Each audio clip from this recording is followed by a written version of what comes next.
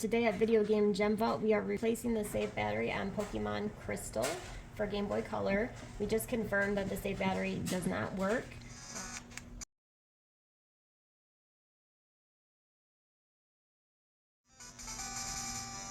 And as you can see here, there is no option to access a save game. The only option it gives me is new game. We're gonna go ahead now and remove the old save battery and solder in a new one. So the first thing we're gonna do is use our 3.8mm Nintendo bit screwdriver. You can buy these online for pretty cheap. Flip the game over, you'll see a little bit of a screw there.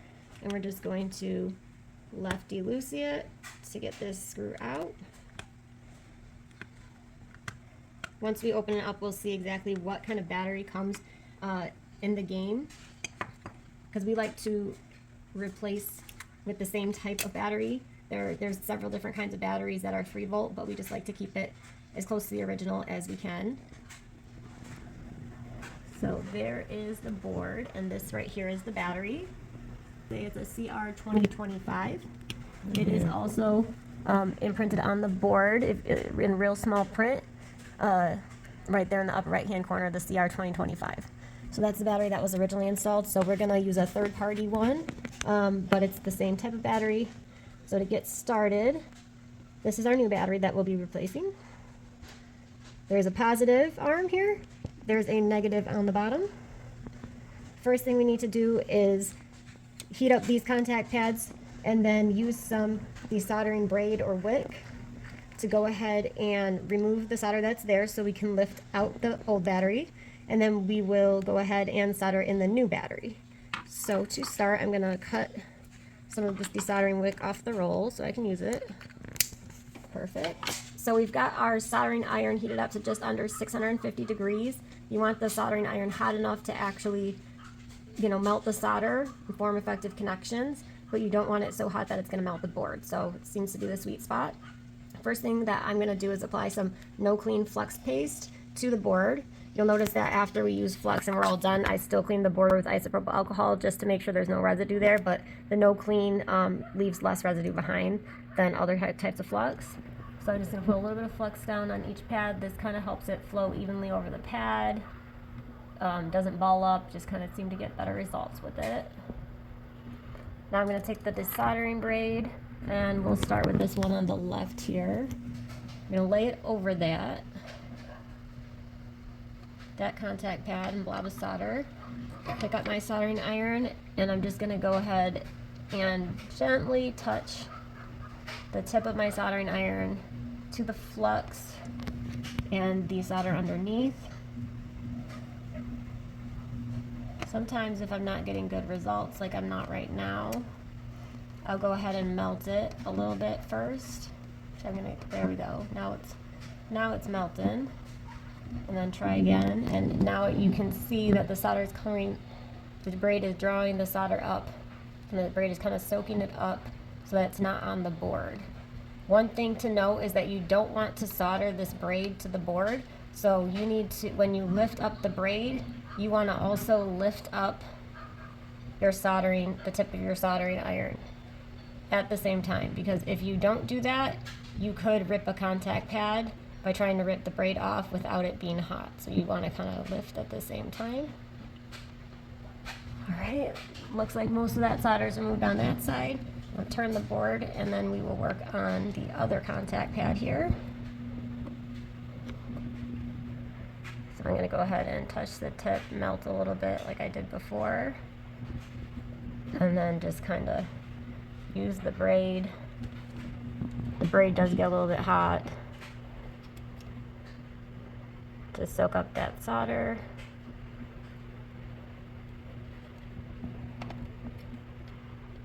And, oops, sorry, can't see there, I need my glasses.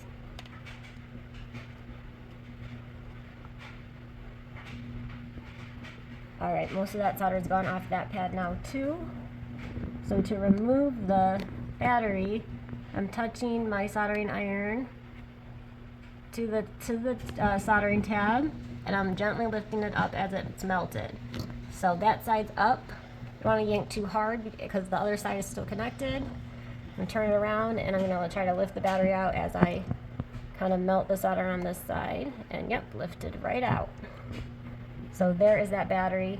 Now, if this is a date on that battery, that's kind of interesting. It says 0105. That could mean January 2005. So it's now 2023.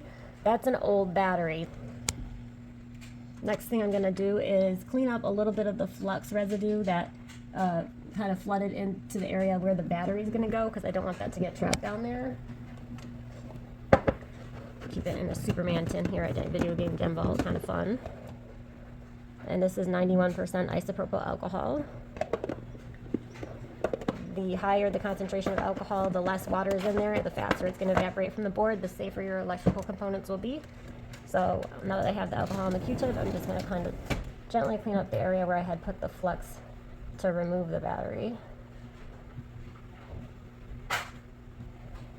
And now to line up the new battery right here, you can see that this battery is labeled positive on it. If the battery that you have is not labeled, the one with the longer arm that kind of goes across the front is usually the positive side. In fact, I've never seen a battery that's not.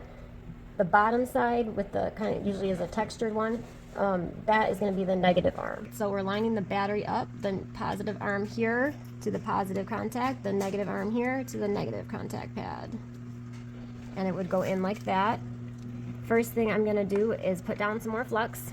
Helps the solder stop from balling up on to the tip of your soldering iron, and it just kind of makes it smooth itself over the contact pad a little bit better.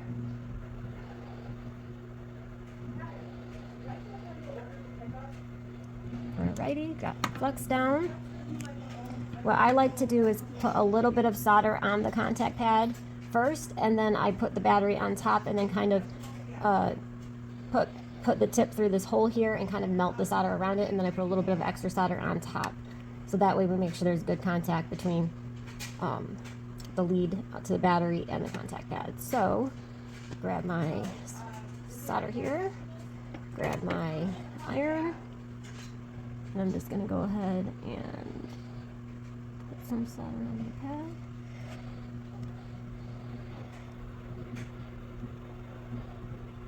Might have overdone it on the flux, but it can be cleaned off.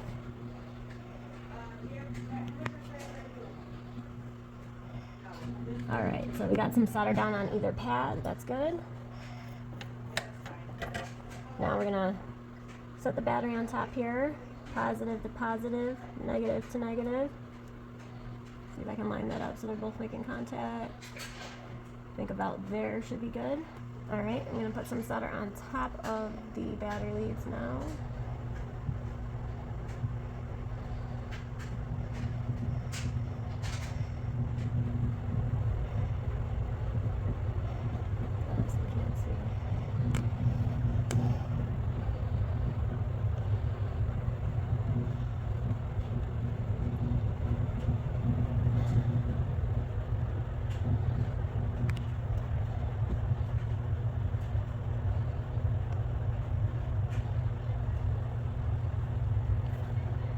Kind of touching the tip of the soldering iron to the solder to the board at the same time. The three things touching at once. Takes a little practice, and I might need more practice, but I'm just sharing what I know. So as you can see, the solder is kind of filled either contact pad. That's good, you want good contact. And I'm just to make sure that that battery is all the way down, I'm just touching my soldering iron to the tip of the soldering tab and just kind of pressing it down so that that dries, and make sure there's good contact there. Hold it for a second. Alright, that side seems good. And I'm going to go ahead and do the same thing over here. And making sure there's good contact.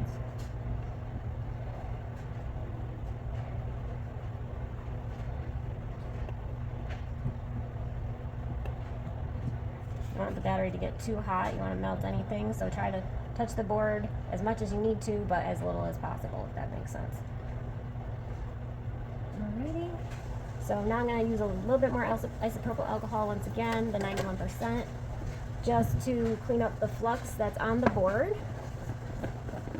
And then we will boot it back up, see if we can create a save file, and get it to successfully save.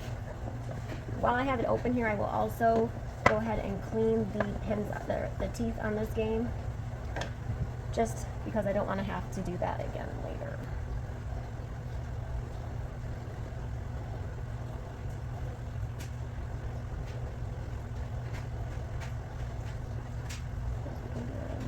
There's other parts of the board that need to be cleaned. One's looking pretty clean. I'll just clean the teeth a little bit with the Q-tip. We try not to use anything abrasive on the teeth. I know that some people use Copper cleaner. I've even seen people using magic erasers, which do have some grit to them. We try to kind of stay purist here, all natural, and just go with the rubbing alcohol and a Q-tip and just apply pressure. Because we don't want to damage those teeth. We damage those teeth, we damage the contact between the handheld or the console, and the game, and that game will stop working forever unless you get a new one. As far as I know, there's no way to really repair that connection well, at least not an easy one.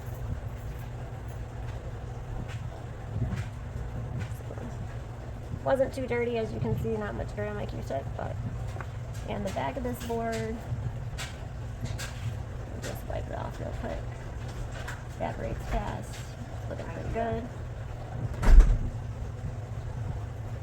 While we have the game opened up like this and disassembled, we want to make sure all parts of the game are clean before we reassemble it and give it to a new owner. So we're going to clean the inside of this cartridge casing, and we'll just use the isopropyl alcohol that we've been using for everything else and get all the nooks and crannies that we can.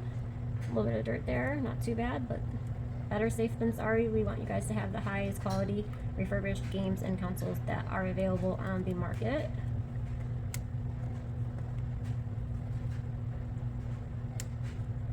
Alright.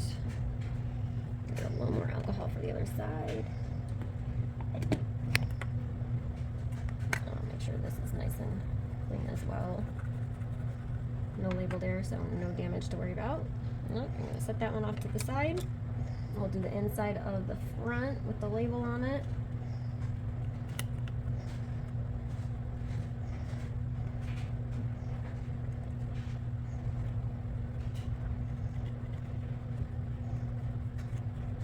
Alright, and if you clean the front of the game, you're going to want to be careful to avoid the label. The label looks like it's a little bit coated, so it's not as bad as say an N64 label that has less coating on it, but the ink will still run. Isopropyl alcohol, especially 91%, is really good at removing Sharpie and other inks. So you just want to kind of carefully work around the label and not get that wet.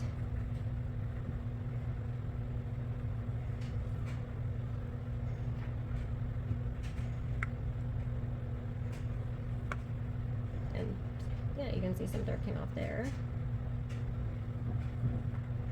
Alrighty, I'm gonna set that to the side. So now that we have went ahead and cleaned the board, put in the new battery, and cleaned the cartridge shell inside and out, we're gonna go ahead and put it back together. So you wanna take the back facing you, and then it just sets in there with the battery face up. So do the back first, and then we'll put the front of the cartridge on.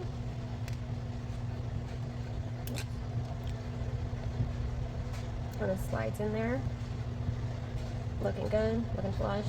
And then you can flip it over, and we will take our 3.8mm Nintendo security screw. We didn't want anybody to be able to mess with their games, mod them, their systems. Maybe it was just a branding thing too, to say that, hey, we've got our own special system here for our electronics. Can't find this at the hardware store. So righty-tighty, you're not going to want to over-tighten it because you're screwing something into plastic, and you don't want to just strip threads, but you want it tight enough that it's not going to come out. Alright, that looks good. So we've got the game back together.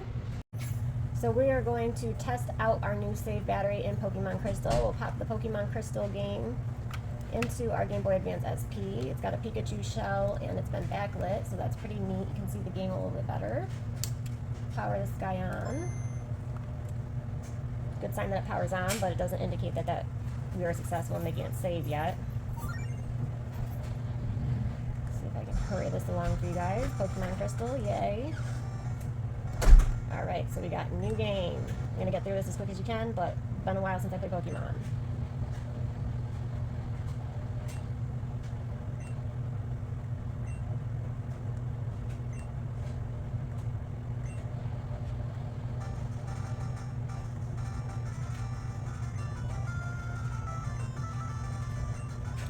So we meet Professor Oak. Find out about that there's a world of Pokemon.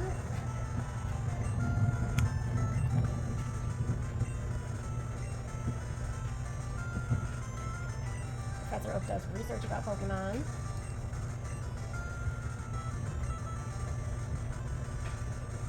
Alright, we'll tell him my name. We will just say my name's Jody, because that was already pre-populated.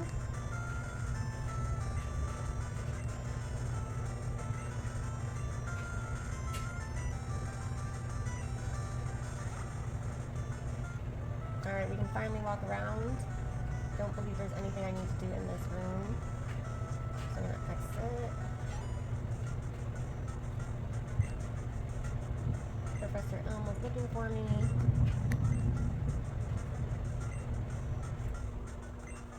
I'm getting my Pokemon gear back. And my friend.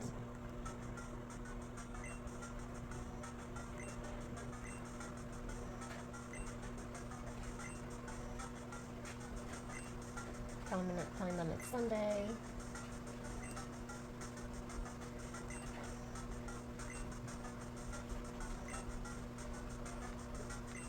Okay.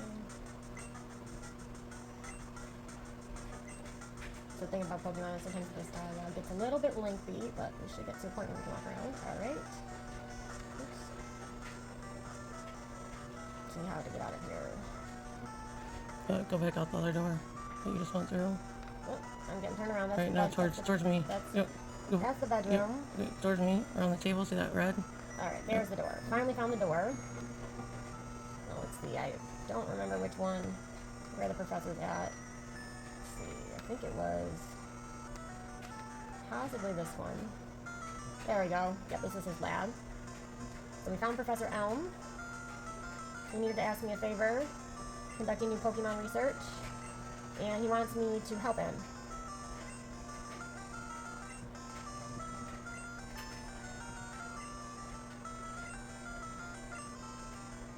So he'd like me to raise a Pokemon for him that he recently caught. I'm going to say yes. That sounds like a lot of fun.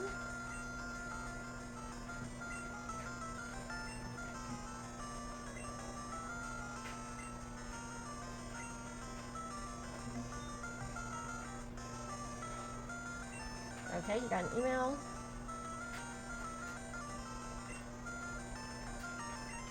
He wants me to find Mr. Pokemon.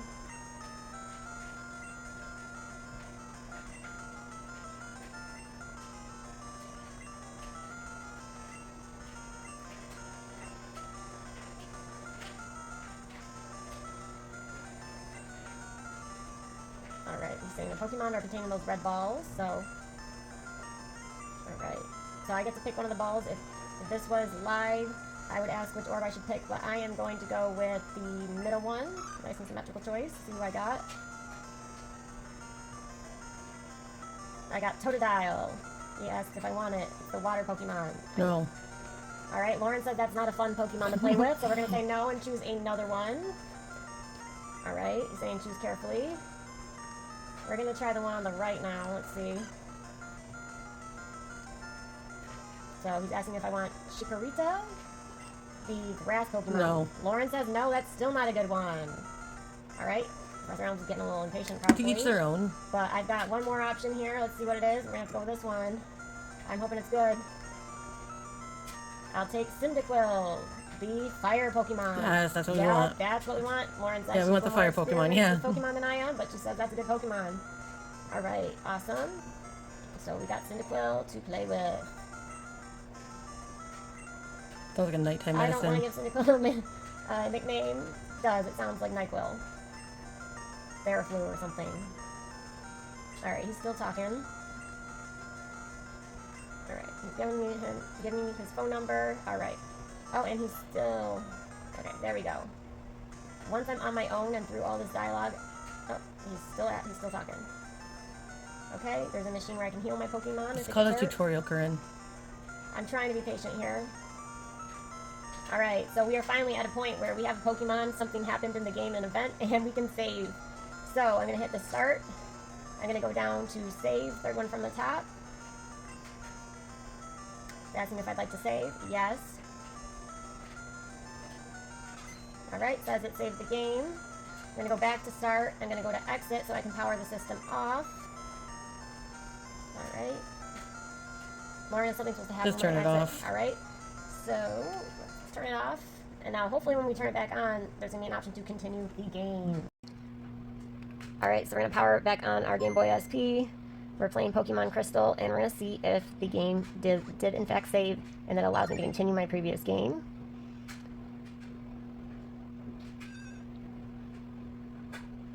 Let's see if I can... I like the opening intro, but I'm going to skip that. Okay, we're at Pokemon Crystal, yay. And here we go. We have continue is the first option. And if you remember when we first tested it, it only said new game. So the game does successfully save. We'll just make sure it loads real quick. And it does. So we have successfully replaced a save battery for Pokemon Crystal and tested it using our Game Boy Advance SP. Pretty cool. Don't forget to like and subscribe. If you have any questions, feel free to leave us a comment.